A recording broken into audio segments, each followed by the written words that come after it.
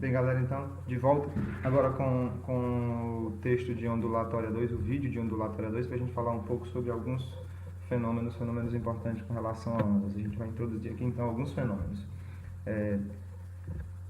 Primeiro de tudo, vamos falar um pouco sobre a velocidade de propagação da onda transversal em uma corda.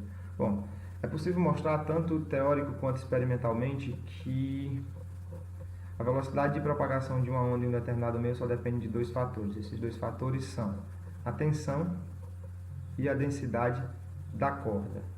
O que isso quer dizer? Quando se trata de propagação de ondas em uma corda, a velocidade da onda é completamente determinada pela força com que a corda está esticada e pelo peso da corda, pela densidade da corda. Ou seja, quanto mais esticada estiver a corda, maior a velocidade. Quanto mais pesada for a corda, menor a velocidade, ok?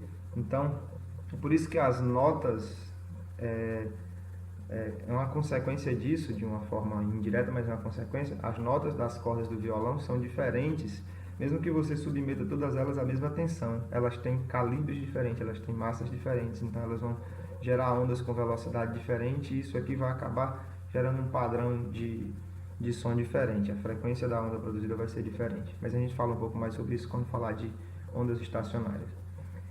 De uma forma geral, para uma onda mecânica em qualquer meio, qualquer onda mecânica em qualquer meio, a velocidade só depende de uma propriedade elástica e de uma propriedade inercial daquele meio. Observe, a velocidade de uma onda em um determinado meio só depende do meio. A velocidade da onda não depende da fonte. O que depende da fonte é a frequência. A velocidade da onda só depende do meio. Portanto, sempre que uma determinada onda mudar de meio, ela vai mudar de velocidade, porque a velocidade só depende do meio. Se o meio é diferente, a velocidade será diferente. A gente pode observar aqui de uma forma bem ilustrativa, um GIF feito pelo Gabriel e pelo Eric de Edificações. Uma excitação é dada na extremidade esquerda aqui desse sistema, e perceba que é possível acompanhar, aqui em câmera lenta é possível acompanhar o pulso se propagando ao longo de todo o meio. A velocidade em que esse pulso sai daqui e vem para cá depende, é óbvio, da elasticidade desses anéis, propriedade elástica. Quanto mais elástico forem esses anéis, mais força eles terão para empurrar essas bolinhas pretas, então maior a velocidade. Mas a velocidade também depende, é óbvio, da massa dessas bolinhas pretas aqui. Quanto mais pesadas forem essas bolinhas, mais difícil de movê-las. Então, propriedade inercial, massa tem a ver com inércia. Quanto mais pesada, maior a propriedade inercial, menor a velocidade. Então, se eu alterasse aqui a elasticidade desses anéis ou a massa dessas bolinhas, eu estaria alterando o meio. Seria um meio com propriedades elásticas e inerciais diferentes. Consequentemente, a onda se propagaria com uma velocidade diferente. Dos fenômenos ondulatórios que a gente tem que discutir, vamos falar um pouco então aqui sobre o primeiro fenômeno, que é a reflexão. O que é reflexão? Reflexão acontece quando uma onda se propaga num determinado meio e ela encontra uma interface com um novo meio. E então, parte da energia dessa onda penetra nesse novo meio, pode acontecer isso, mas uma parte também retorna para o meio originário. É mais ou menos como acontece, por exemplo, quando você dispara um laser contra um espelho. O laser bate no espelho e volta. Quando você dá um grito e você escuta o eco, significa que o som que saiu da sua boca bateu em algum obstáculo e retornou para o seu ouvido. Isso é reflexão, certo? Então é o fenômeno que acontece quando a onda incide numa interface com um novo meio e ela retorna para o meio originário. Falar um pouco, primeiramente, sobre reflexão de ondas em uma corda. Pode acontecer dois casos, o caso em que a extremidade da corda é fixa e o caso em que a extremidade da corda é livre. Como vocês podem ver aqui nas animações, a gente tem um pulso se deslocando para a direita e vai encontrar uma extremidade fixa. Ele reflete, ele volta. E originariamente nesse sentido, voltou nesse sentido. Ele reflete. Como a extremidade é fixa, o que vai acontecer é que essa última bolinha vai tentar puxar a bolinha verde para cima e não vai conseguir porque ela está presa. Ela vai reagir e vai puxar a bolinha vermelha para baixo e o pulso vai voltar com a fase invertida. Então, observe que o pulso vai com uma fase, a fase dele para cima, e ele volta com a fase invertida. Ele volta com uma fase oposta, como a gente diz na linguagem da ondulatória. Se, por outro lado, a corda tiver uma extremidade livre, o que vai acontecer é isso: o pulso reflete, ele ia originariamente nesse sentido, ele retorna nesse sentido, mas ele refletiu em fase. Observe, ele não inverte a fase, ele não passa para a parte de baixo da corda.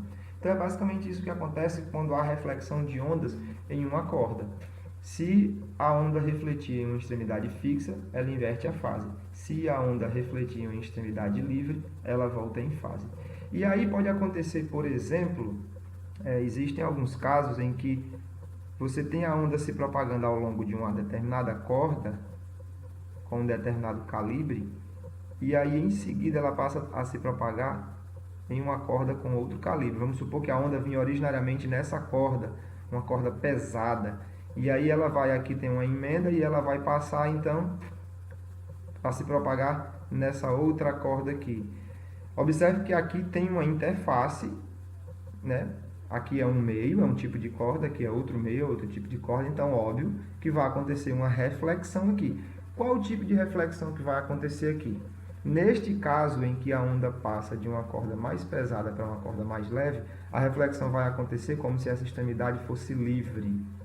Então a onda vai voltar em fase. Se fosse o contrário, se fosse assim, a onda passando de uma corda leve para uma corda pesada, a onda vem originariamente nessa corda, encontra essa interface, ela vai refletir em oposição de fase, porque esta interface aqui vai se comportar como se fosse uma extremidade presa, ok?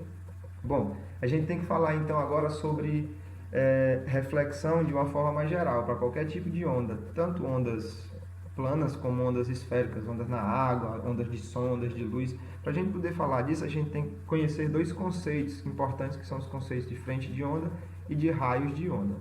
Bom, frente de onda, o que é frente de onda? Imagina aqui, você pode observar que aqui tem uma fonte oscilando, ok? Tem uma fonte oscilando aqui, essa fonte está produzindo ondas e essas ondas se propagam em padrões circulares a partir da fonte. Todos os pontos num determinado círculo desse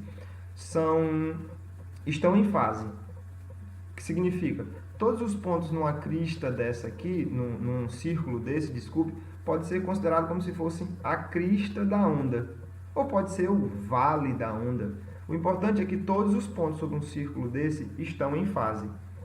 Bom, se todos os pontos num círculo desse estão em fase e todos os pontos no próximo círculo também estão em fase, lembrando do texto anterior, que a distância entre dois pontos que estão em fase é um comprimento de onda, então a gente pode dizer que a distância de um círculo desse para o próximo círculo é um comprimento de onda. Observe que essa distância é constante dentro desse meio. Quer dizer que o comprimento de onda não varia aqui nessa situação, porque é um meio só, a onda se propaga no meio só. E observe também que todos os pulsos se propagam com a mesma velocidade, porque a velocidade só depende do meio. E aqui é o mesmo meio o tempo todo. Então, esses círculos é o que nós chamamos de frentes de onda, certo? Cada círculo desse é uma frente de onda, no nosso caso aqui uma frente de onda circular, e a distância entre duas frentes de ondas consecutivas é sempre um comprimento de onda, certo? Existem outros formatos de frente de ondas. A frente de onda pode ter um formato bem diferente, pode ser, por exemplo, plana. As frentes de onda podem ser planas. Imagina que você tinha aqui, por exemplo, um tanque.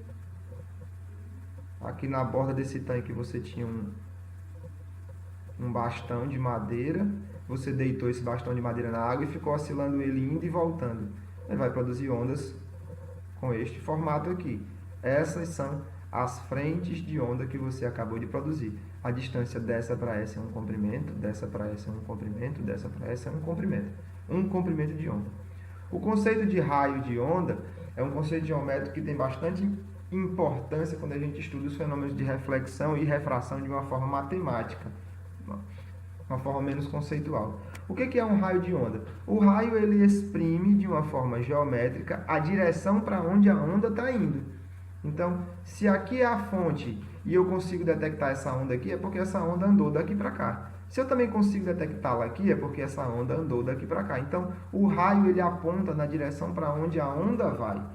O fato mais importante de você observar aqui, e que é extremamente útil, é o fato de que o raio de onda ou os raios de onda, qualquer que seja o raio de onda, ele é sempre perpendicular às frentes de onda. Ou seja, se eu pedisse para você desenhar os raios de onda nessa figura que está aqui em cima, se eu te pedisse para desenhar os raios de onda, você iria desenhá-los dessa maneira.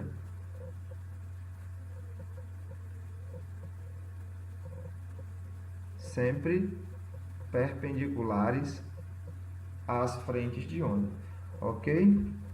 Bom, agora que a gente já tem conhecimento dos conceitos de frente de onda e de raio de onda, vamos então falar um pouco sobre reflexão. Eu escolhi aqui então um outro GIF, onde eu tenho aqui um laser, esse laser dispara um feixe de luz. Aqui eu escolhi representar as frentes de onda dessa luz. As frentes de onda são essas linhazinhas vermelhas.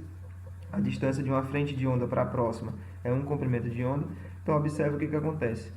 As frentes de onda, a onda se propaga, incide em uma superfície refletora e é refletida, então, em uma direção diferente daquela de onde ela vinha.